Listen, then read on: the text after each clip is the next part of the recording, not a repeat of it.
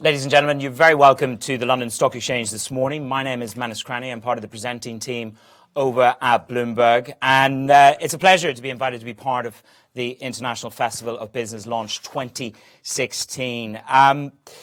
The one thing that I seem to have gleaned in the short time that I've been here this morning and reading, this is about a convening of minds, of capital, of opportunity, and exploring those opportunities. And I think some of the people that are here this morning can convey that perhaps a little bit more clearly than myself. It seems to me it's going to be a powerful cocktail for UK PLC, internationalizing business. And at Bloomberg, we like the odd fact. So I went off and I had a look at Tech City. Even though they focus greatly on matters within the M25, they do have a whole section on growth beyond the M25. London will be fintech and economics. Bristol will be bio I can't even read my own writing. Bristol will be robotics and medical technology. Manchester and Edinburgh will be artificial intelligence. So there are many, many things going on apart from the scaffolding that I see around my area. There are many other things apart from construction driving this business and indeed beyond the city of London. The digital economy in 2011 grew by approximately 11%. That beat the average out there in the G20. Tech will grow at 5 times faster than the UK average. And if digital was an economy, and I know the focus is not 100% digital, it's about a diversity. We have ambassadors here for energy. We've got telecoms. We've obviously got a former master shopkeeper to the United Kingdom, the man who brought you Tesco Club Card, Sir Terry Leahy. But if digital was an economy, it would indeed be bigger than the UK construction, education and utility business. We talk about many things at Bloomberg: productivity, wage growth, and indeed confidence. These are the very root and subject of the discussion that Sir Terry will bring to you. The outlook for employment, the hotspots beyond the M25 are the critical issue. How to develop beyond London. It's about rebalancing the United Kingdom, the Northern Powerhouse, as the Chancellor calls it. So without any further ado, Sir Terry Leahy, I'll hand over to you, sir. You can outline those hotspots and where we go. Sir Terry Leahy.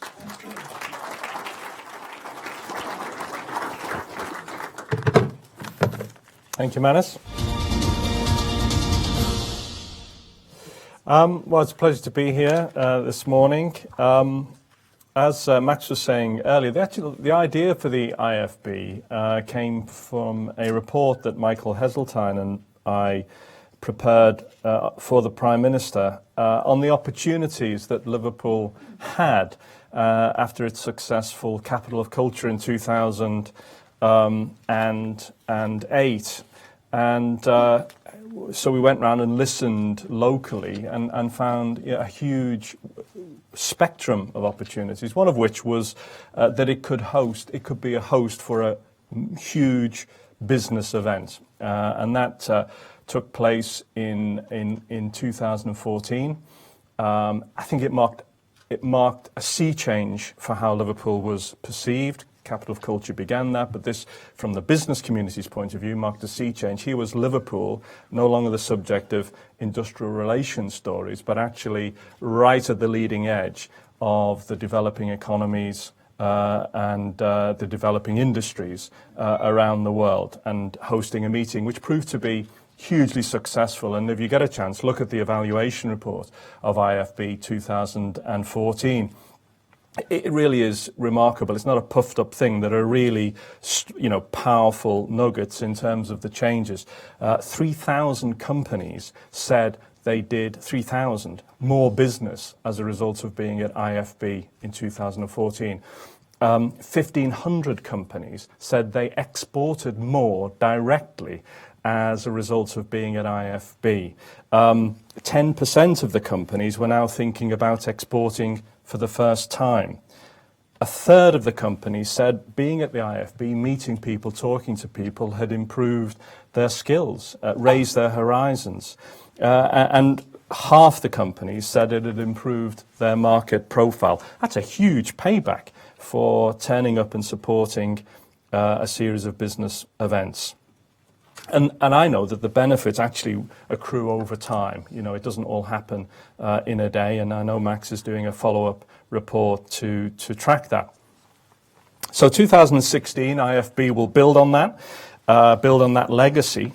Liverpool will now be seen as the established business hub for the IFB. Three focus themes, as Manus has said: manufacturing, energy, environment, creative and digital, with a lot of enabling sectors contributing, like professional services. So business obviously has come through an intensely difficult period. I've been in business for almost 40 years. I've never seen anything like the Great Recession, as the Americans like to call it. For 5 or 6 years, businesses and consumers have really had a struggle on their hands. But the economy now is recovering, and it feels like a broad-based recovery. And the IFB actually commissioned a report by Oxford Economics, which is released today, looking at the main features of that slow stop-start recovery from 2010 through to 2015.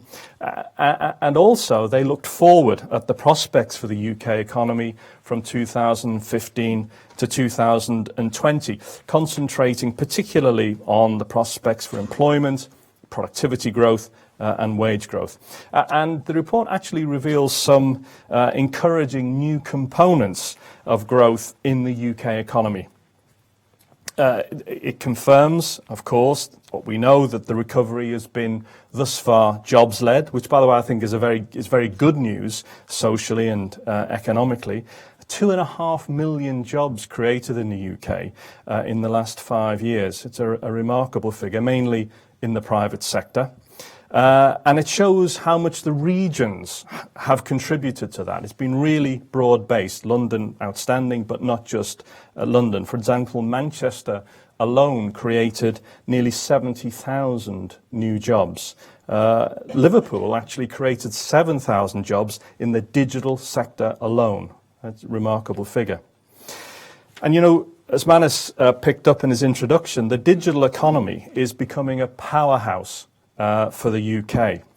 Post-Tesco, I'm investing quite a lot in e-commerce and the infrastructure for e-commerce, and it's good to see on the ground what's happening. The whole sector has grown by 50% in the last 5 years. According to the Boston Consulting Group, it'll be 12% of the entire UK economy in 2016, compared to the G20 average of just 5%. So it's a real standout sector. And we are world leaders in e-commerce, which I know from my time at Tesco and subsequently. The UK is 1/3 of the entire European e-commerce market. And British e-commerce businesses are big exporters of what they do. That's the changing feature now. It's a service industry that can reach beyond the shores to find consumers around the world. We've got all the ingredients to lead on knowledge industries. We've got world-class universities, the English language, the legal system, our cultural influence together give us a distinctive advantage. It's no surprise then that the Oxford Economics report, as it looks forward, predicts strong growth in the economy as a whole up to 2020, which is a very good backcloth to IFB 2016, driven by the digital sector, as well as, of course, professional services and high-tech manufacturing. Now, the shape of the growth, they think, will alter. Slower job growth, although still growing at more than 1 million new jobs in that period, but higher pay and, importantly, greater productivity. And again, broad-based. Manchester, Birmingham, Liverpool will see faster job creation than Paris, Berlin and Tokyo. Think about that. What a tremendous recovery for the great Victorian cities. And those cities, those city regions, are being transformed by the digital economy. I travel around there a lot, and I can tell you something really important is happening in those cities. The digital economy is bringing high-paid, high-skilled jobs to the regions, creating products and services that can reach customers all over the world. What can government do to help keep this going? Well, here are some personal suggestions, not the report's suggestions. First of all, balance the books. The state still spends too much and tries to do too much. product and market regulation is too high.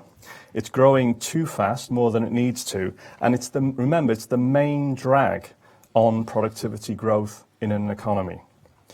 We have to continue the switch from current to capital expenditure so that we've got better R&D and better infrastructure for our firms. We need more competition in every corner of the UK economy. Competitive home markets create the best businesses when they go out and compete with the best of the rest of the world. Of course, education and skills have to be improved. Business must play its part in that at least as much as government. Entrepreneurship and wealth creation must be celebrated in the society.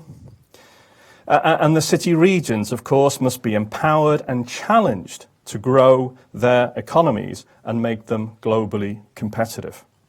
And finally, of course, the fight for free trade and access to markets around the world has to increase in its intensity.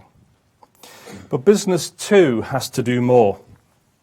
Why do only 5% of our companies export to the rest of the EU, according to a report released this week? Why do we do more trade with Ireland than with China, India and Brazil? Now, we've got many quintessential British brands famous around the world. Jaguar, the Mini, Burberry, Dyson, Johnny Walker, Rolls-Royce engines, the Premier League. But why not many, many more? Every company should have the belief and the ambition to go out and learn from the best in the world in their sector and plan how to beat them and how to attract customers from all over the world, not just in their locale. And this brings me back to the IFB in 2016. It's the perfect showcase for companies with that kind of ambition. To show what you can do, to learn from others, to network, to do deals, of course, to find investors for your business, partners, collaborators, and, of course, customers. I wish I had an IFB when I started Tesco's expansion 20 years ago. It would have been a huge help to me. The success of the IFB in 2014 gave everyone encouragement, and I've no doubt, with your assistance and support, 2016 will be even better. Thank you.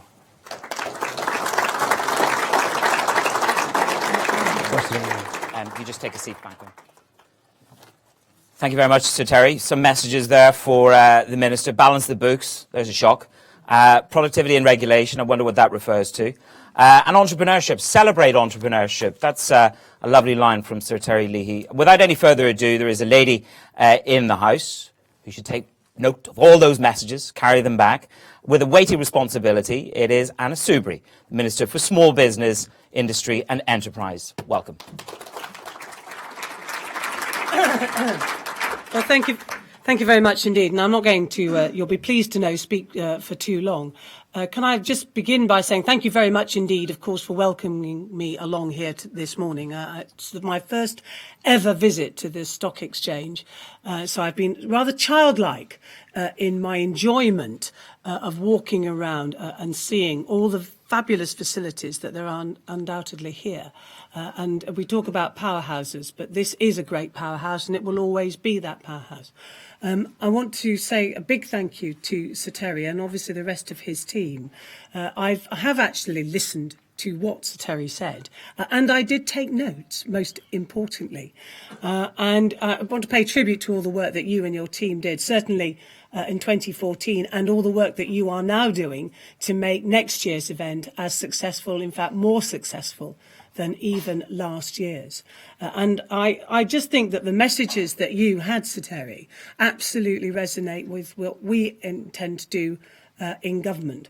Balancing the book, that's That's actually difficult in this sense. That means that we will have to make some very tough decisions. And there will be some people who will not like some of those decisions. I'm not some, I nearly said I'm not some mad. I am slightly odd at times. I have to say, anybody who goes into politics has to be quite mad in a way. But in all seriousness, I'm not some mad right-wing ideologue. But I'm from the Ken Clarke side of the Conservative Party. But I think we have to redress things and seeing off the deficit properly. Balancing the books. I actually thought it was quite interesting during the general election campaign, and I had a very marginal seat. My majority was 389. I used to say this, it was a great excuse for me to get out of doing all sorts of things because I could escape back to my constituency, and I'm from the west side of Nottingham and I'm an East Midlander. But I could do that on the basis that I had this very marginal seat. Now I have a majority of 4,200 and I have no excuses.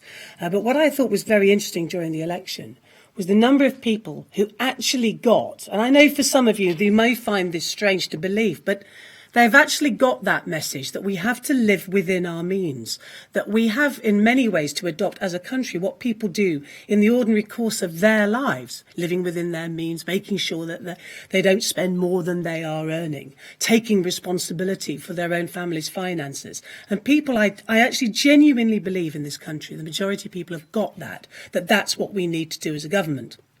That's what we intend to do. Over-regulation, well, that's one of my jobs. In my new ministerial position is to make sure that we reduce the burden of regulation. We've set ourselves a target of £10 billion more of savings over the next 5 years. And I throw that challenge out to all of you. Especially anybody who's involved in a business, whatever it may be. My door is always open. That goes, I hope, without saying. But when it comes to this over-regulation, the burden of it that undoubtedly exists, I hope and I want, please, for you to come to me, challenge me, and tell me where these regulations are that are holding us back and preventing us from doing the things that we all want to do. Absolutely agree with you about infrastructure. If government is to play the big serious role that it needs to play in making sure that we have a good, strong economy, then proper infrastructure is absolutely critical. And that means investment, more investment in that infrastructure. By the way, I'm a huge fan of HS2. It's coming into my constituency. And we don't have any difficulty with that because we know and understand the huge benefits it will have to growth as well as to connectivity and transport. Education and skills, absolutely key. And the reality and the truth of it is that we need to do an awful lot more. It's an appalling statistic that actually I think it's people over the age of 60 have better skills than most people under the age of 25. That's something, again, which is an absolute priority, something that we have to do if we are to compete in the way that we want to. And then, of course, there is this whole concept of the growth of the regions. Now, it's a bit difficult for me because, as I say, I'm from the East Midlands. So I'm going to have a natural bias to my home area of the East Midlands. But in all seriousness, it is a bit of a revolution that is going on out there. And it's wonderful that it has got so much widespread support. And the fact that this conference or this festival was held in Liverpool last year was in many ways the beginning of that northern powerhouse and this shift. I don't think that anybody in the city here in London sees this as a threat. They certainly shouldn't be. It's just part and parcel of the growth. And I know Sir Terry and many others, because of our roots and our background and who... these are the areas that made us, and we don't go off and do other things, but we still have a love for our home areas. And it's wonderful to see an absolute determination to grow and to devolve power back, especially to our great cities. I obviously have this bias. I hope Nottingham would be amongst it. Always have a slight rivalry with Birmingham. But Sir Terry's absolutely right. These cities of Manchester, Liverpool and Birmingham, and I'd put into the mix Leeds, Liverpool, just about Sheffield. I'm really struggling there because there's always been a rivalry. But as I say, in all seriousness, these were the great Victorian cities, and there's no reason why they can't be the great cities of the future. And I was struck when we had a discussion in Cabinet about productivity, is that when you look at the facts about the experiences in other countries, it's undoubtedly the case that our cities are too far behind and that they are these wonderful centres of growth. So the job of government is to make sure that we put the investment into the infrastructure, into the education and to the skills to devolve that power down so that the great successes that the City of London have rightly enjoyed actually now begin to spread across the country. And next year's festival undoubtedly will be part of that. And finally, because I've spoken longer than I intended, do forgive me, I was just struck by the fact that 92 countries took part last year, 415 events, £300 million of deals estimated over 3 years, 10,000 jobs coming out of it. So that was the record of last year, and I've no doubt that next year's record will be even better. So thank you again for inviting me, and all power and success to next year's event, which I look forward to attending. I'm not sure if I was meant to be introducing a film. In any event, it's been great to be here. I'm going to sit down. If there is a film, I'm sure we'll enjoy it, and if not, there'll be another speaker. The International Festival for Business 2016. The world's largest business showcase. Where connections are made. Deals are done. Ideas are shared. Focusing on manufacturing. Creative. Digital. Energy. And the environment. Hundreds of international companies. Entrepreneurs to business leaders, investors to suppliers. For 3 weeks of events. In one city. In June 2016, the International Festival for Business takes place in Liverpool. A biannual festival that has a global reach. IFB 2014 attracted 70,000 people from 92 different countries. IFB 2016 will help you grow your international network. It's about getting international businesses together to talk about future possibilities, future innovation, future industries. And you get inspired, and you make connections, and you do business. It's a great opportunity for businesses of all sizes to be there, both from within the UK and from across the world. We are making bicycles in London. 80% of what we make goes to 44 countries around the world. The International Festival for Business in Liverpool will allow people to forge connections. And those connections will open doors across the world to help businesses thrive and grow on a global scale. 2/3 of Unruly's revenue come from overseas. IFB 2016, we hope to make more connections with new countries in different regions so we can extend our export activity, grow our revenues not just within the UK, but on a global stage. The IFB gives a great opportunity to network with some of the world's best businesses, some of the best thinkers, some of the best innovators, and ultimately to drive knowledge, to drive skills, and to drive investment into the UK. As a result of the International Festival for Business 2014, 10,000 jobs were created and £15 million put into the UK economy. There were some fantastic deals struck in Liverpool in 2014. £300 million worth of investment and deals were made there. And that's the point of having something like the International Festival for Business. It gets business done. The International Festival for Business 2016 is a showcase for everything that's great in UK business and innovation today. Having the UKTI and the great campaigns voices behind something like this gives it muscle, it gives it credibility. As a bank who have been trading for 150 years, bringing new markets together, opening up trade corridors, this is a very exciting 3 weeks of trading across the globe. Welcome to a world of opportunities. New partnerships. New markets. New ideas. The International Festival for Business 2016. Your global marketplace.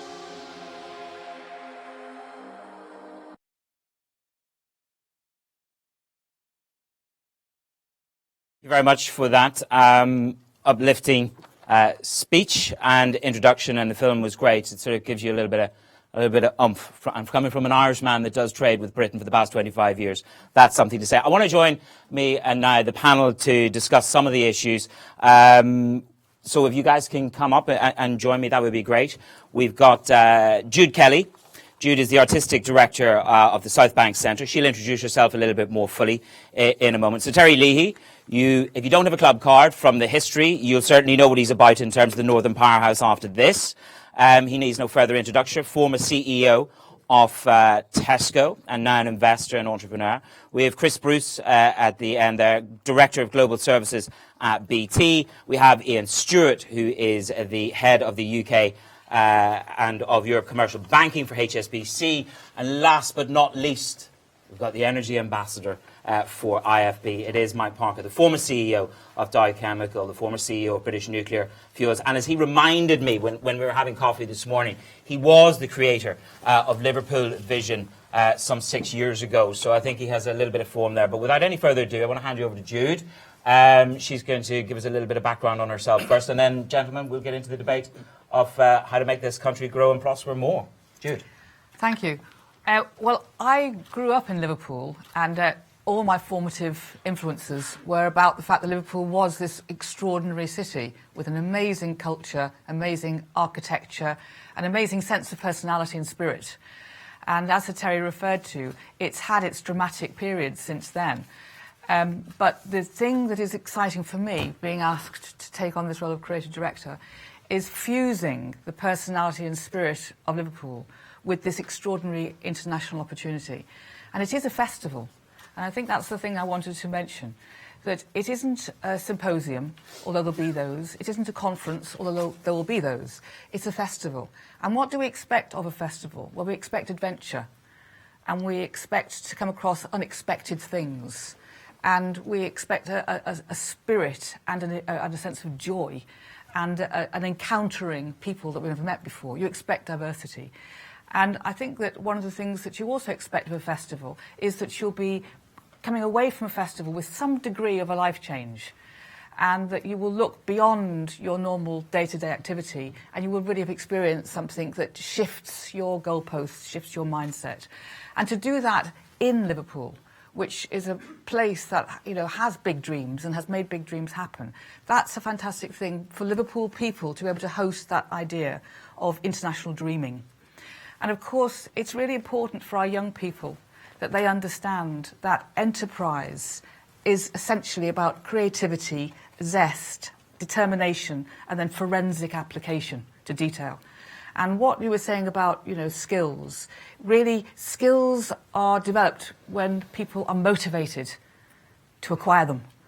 And one of the things I think we can do with a festival is we can make people realise that business is just a catch-all term for all kinds of human endeavour.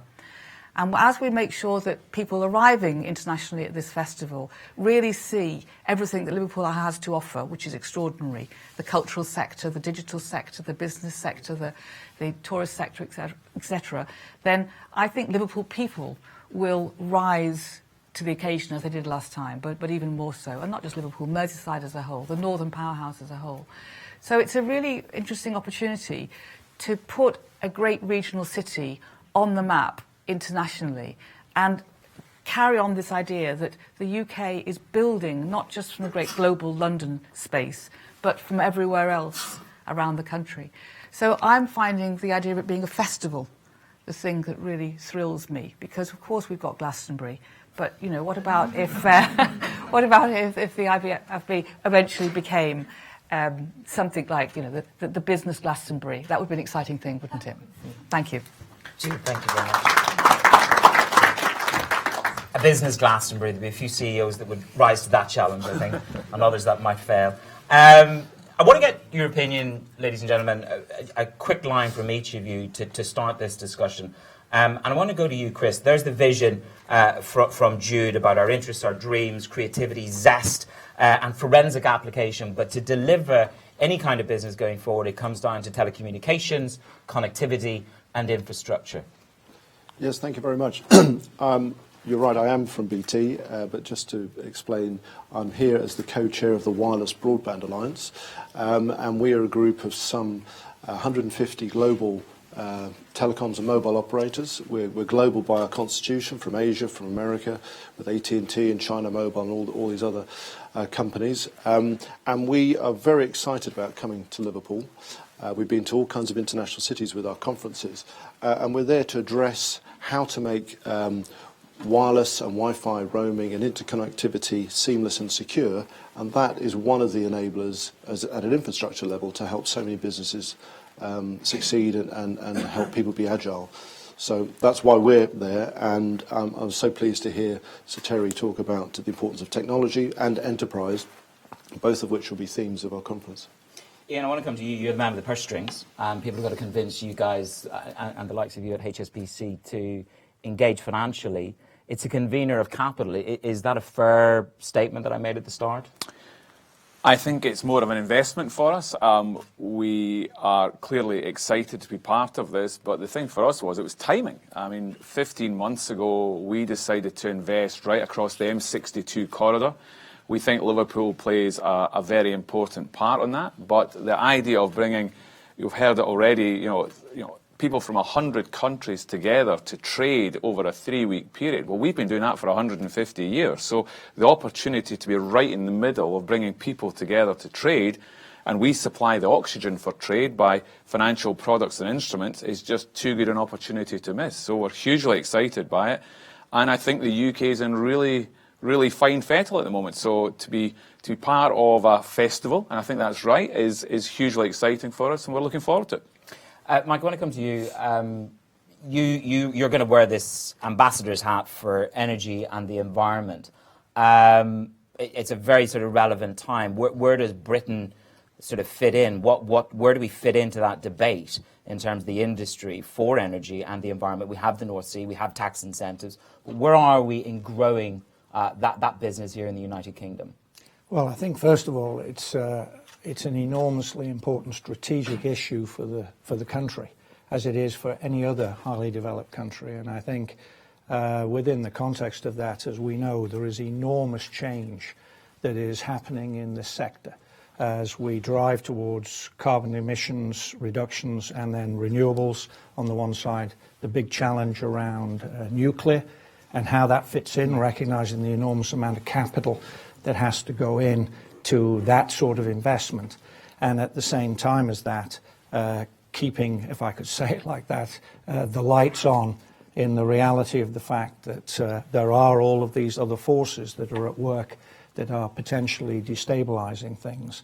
So I think this is going to be a terrific forum for that. I believe this, what we will put on in IFB 2016 will be very much, although it will be centred obviously in Liverpool, very much a UK type of look at that whole thing.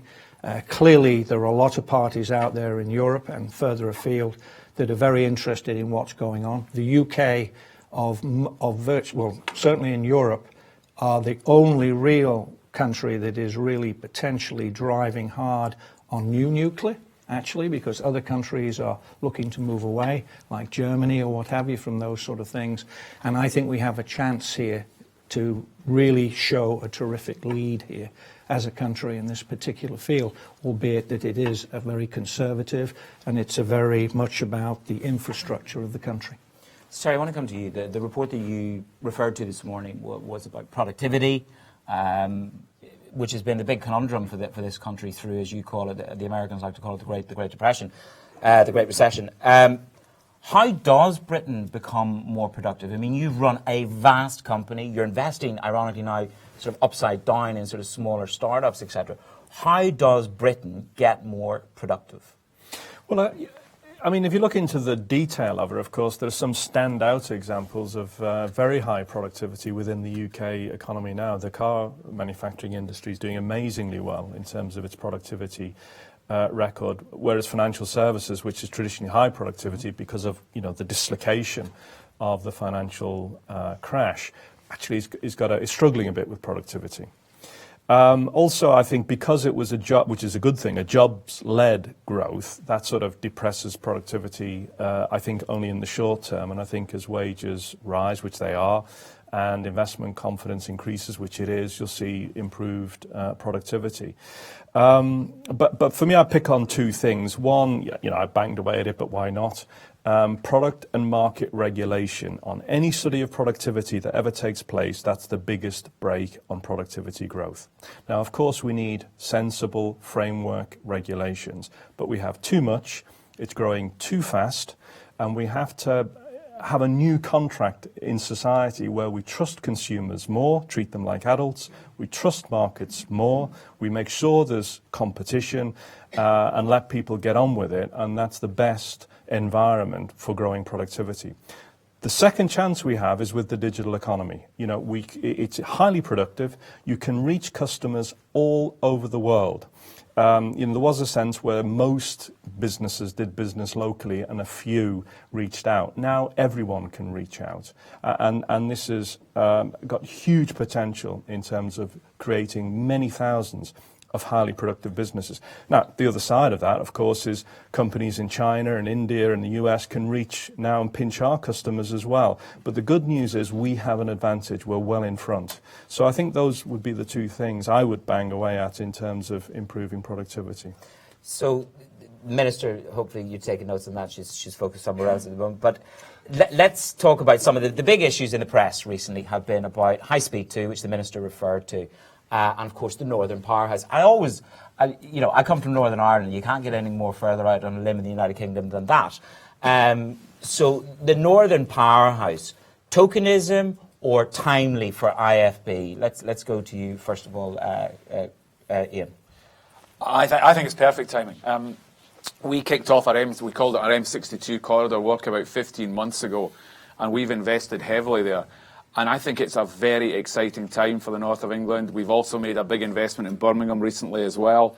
So for us, it makes sense. I think there's also a huge amount of creativity outside of London. I know London gets a lot of the spotlight, but for me, it was timing. I think what's going on in some of the, what I call other cities in the UK is very exciting right now. I think the Northern Powerhouse puts a focus on it, and I think with everyone getting behind it, it will be very, very exciting. I just think Liverpool is the catalyst for that next year and will help drive it forward. Because and just hold that thought, because there is going to be this accusation, not that you boys have any sort of favouritism towards Liverpool, but there is going to be this sort of clamour from the other regions, which is why Liverpool, why all this focus on Manchester, Liverpool, etc. You have direct experience, Jude, of delivering regional voice within theatre, granted, but making regional voices loud. How do we do that within IFB? Well, yes, I founded the West Yorkshire Playhouse in 1990, and one of the key propositions was that one wanted to say no city in the country should feel itself second class in any way. It has to be world class. But that's a benchmark you have to set for yourself psychologically. It's not just about resources. I think that the creativity, I mean, just in terms of, the Creative Industries Federation that's just been formed under John Sorrell, is an outstanding example of us as a nation galvanising all the creative sector together and saying this is a huge part of British economy. Now, that doesn't come from London, although London is the big powerhouse. The centres in Manchester, the centres in Newcastle and Gateshead, the centres are in Birmingham, they're all over the place.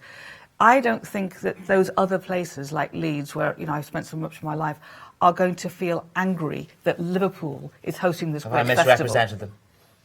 I think that they will feel that actually the time is right to recognise the regions. So the Northern Powerhouse just makes the Midlands Powerhouse and the East Midlands Powerhouse feel as if, great, our time has come.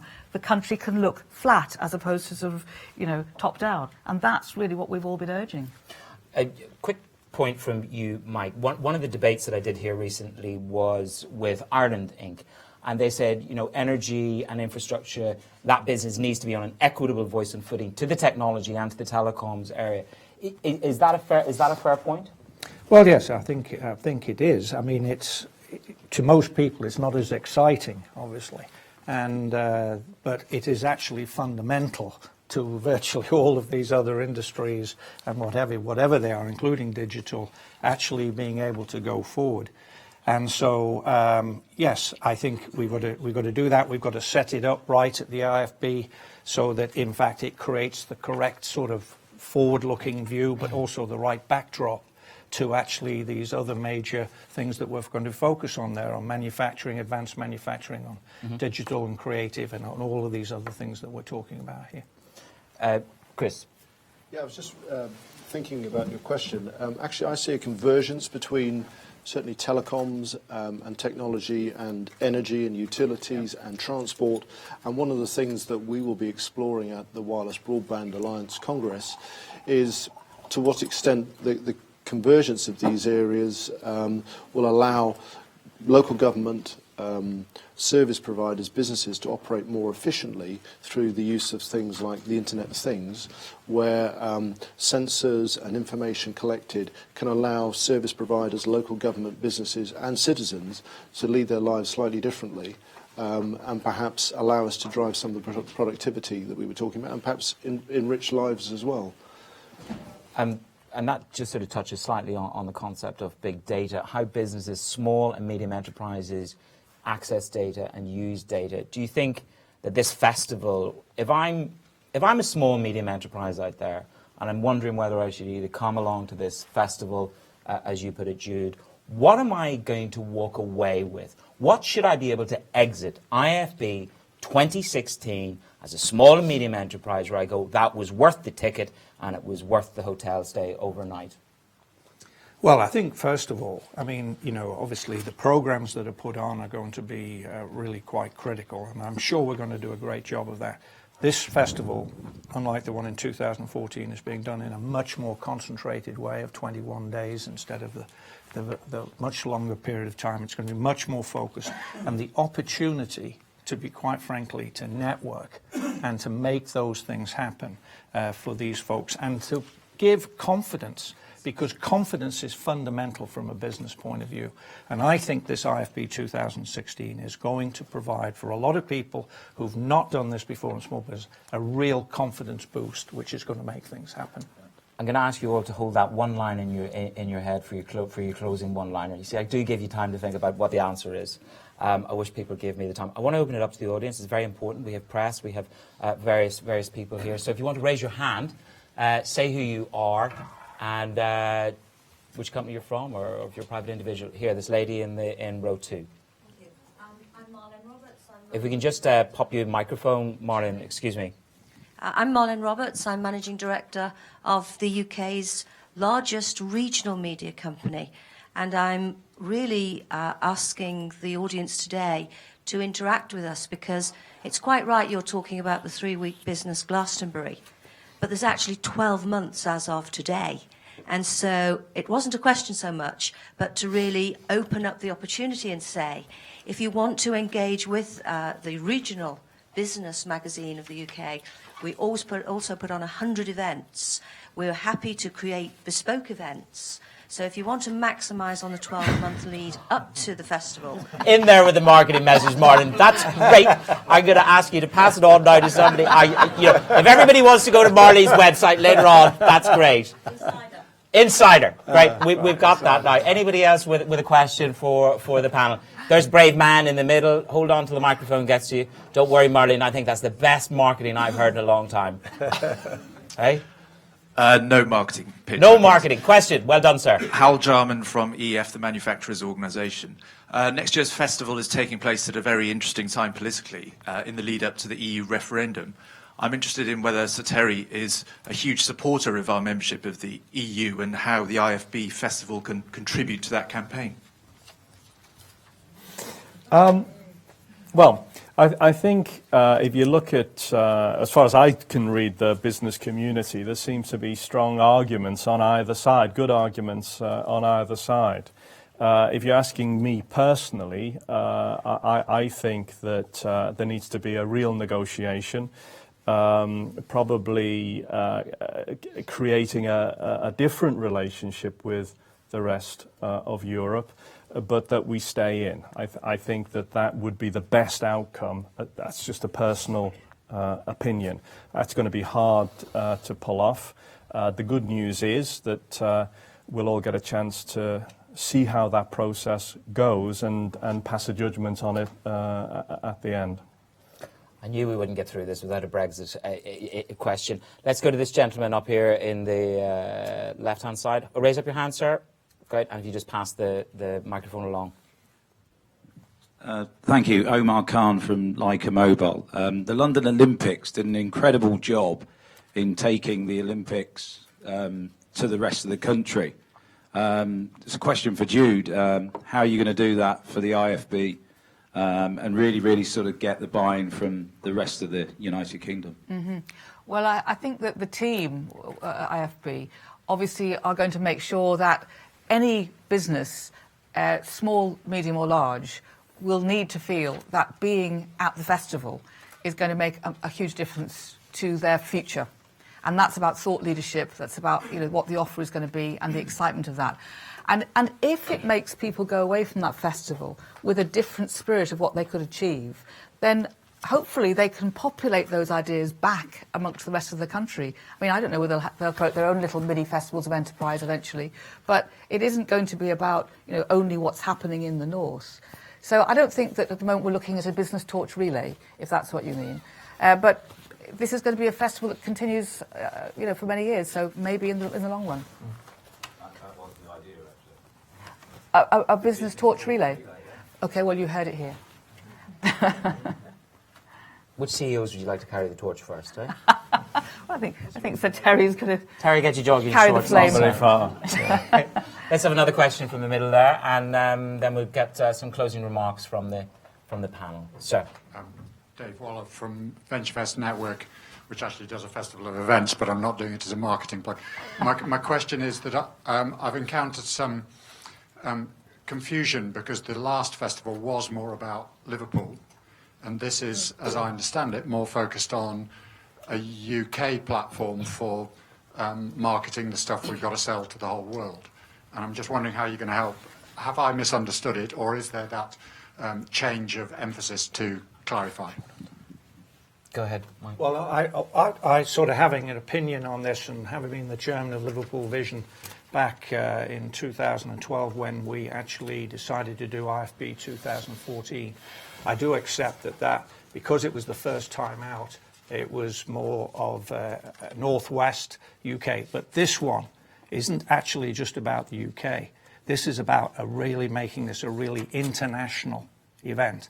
So there's a huge amount of effort, whether it's in the energy sector, whether it's in advanced manufacturing, what have you, to make this a truly international program. And there is a lot of effort, and there's going to be a lot more over the next 6 months to actually reach out. A lot of it going on. I know Ian McCarthy, who's actually leading this project underneath Matt, was in Turin a week ago, at the World Small Businesses program and what have you. There's an enormous amount of effort going on to make this a truly international event. Mike, thank you very much. Before I hand over to Max Steinberg to close, time is of the essence for everybody here. A quick line, walk away. If I walk away from IFB 2016, what should I walk away with? Well, from the WBA point of view, global connections. We're bringing 600 to 700 international people to Liverpool to network, companies large and small. And I think it's a great opportunity to network. Yeah. So when we sat down to discuss the investment, the question I posed to my people was, well, we've got 1 million business customers in HSBC in the UK. How are they going to help? How is this going to help those 1 million customers? And the key word was confidence. And so Terry mentioned it earlier, is that if we can get more people exporting, get access to a wider market, pull people together, connect and trade, it'll be a great success. And that's what we think the IFS is going to bring us. Terry. I really do feel that a business that goes there will come away with a changed view of their own business and how they see it, the competitive landscape and the opportunities for the business. Jude. Confidence to explore new ideas because of great thought leadership and an absolute imprint in their head, which is that Liverpool is the most amazing city in the world. And Mike, you had your bite at the cherry. You don't get to on this Right. panel. Without any further ado, I'd like to hand over to Mike Steinberg. Mike. Thanks very much. We're a mature global economy, this country, and just pick up Omar's question and the last question as well. I'm absolutely convinced that when in Germany, Hamburg and Cologne and Frankfurt have major events as they do on trade, Bonn and Berlin do not say why Frankfurt. We've got to get used as a country to saying it's not everything is in London. There are other parts of the UK economy which are going to make a huge contribution. So actually, Manus, my question is not why Liverpool, but why not Liverpool? Because actually, it's about sharing and making the case for this country to have a global economy. We're all part of a global economy. And the other piece of news is the figures you've been given today by everybody are completely wrong. We didn't do £300 million worth of business, we did more. And to the last question, why you should be there because a few weeks ago, a London business sent me a note to say that with the bank sponsor who were the partner for 2014, they just signed a £25 million deal as a result of being in Liverpool for IFB. And the figures we're going to produce, I think, this autumn will show that £300 million has been well exceeded. So that's why I think you should be part of this festival. That's why I think HSBC have signed to be with us, because they can see those deals coming down the track. That's where we're delighted that our global media partner, Bloomberg, our festival supporters of DLA Piper, Heathrow, Pricewaterhouse, Siemens and Virgin Trains are giving their support. They will give more life through their connections through business to the whole festival. I'd like you to thank personally a great set of panellists, please.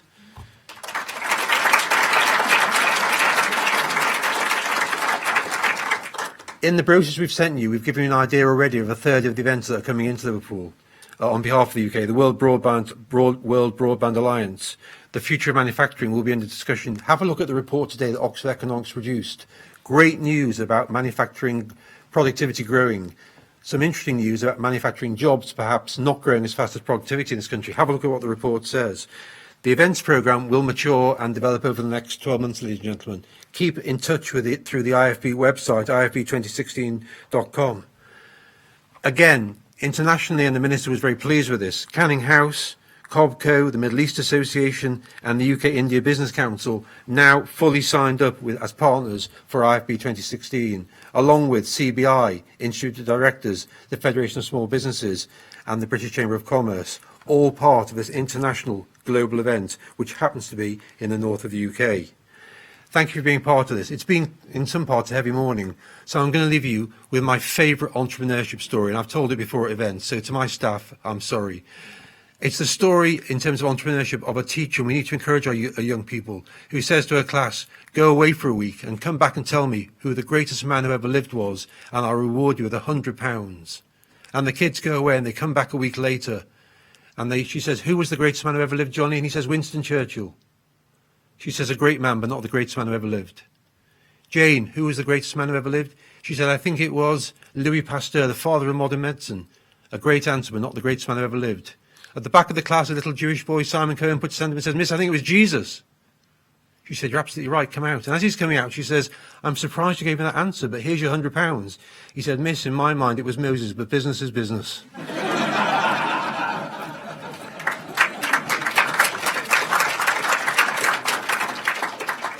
IFB 2016 is about doing more business. Please be part of it for the UK and for the benefit of our companies who can do so much more on the world stage. Thank you for being with us today. Have a great day. Thank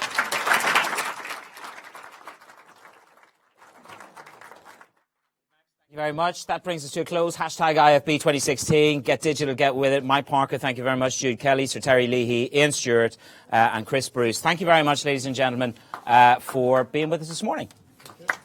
Thank you.